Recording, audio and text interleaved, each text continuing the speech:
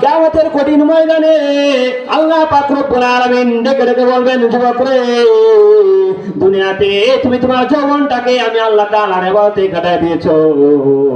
তুমি তোমার যৌবনের দিকে তাকাও নাই, তুমি কোন নারীর মেয়ের পিছনে দৌড়াও নাই। আমি আল্লাহ রাব্বুল আলামিনের রাস্তায়, আমি আল্লাহর ইবাদতের মধ্যে তোমার যৌবন সময়টা কাটায় দিয়েছো।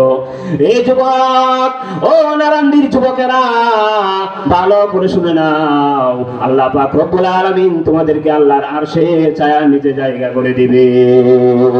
যেরকম সুবহানাল্লাহ। কিন্তু শর্ত হলো ইবাদত করতে হবে।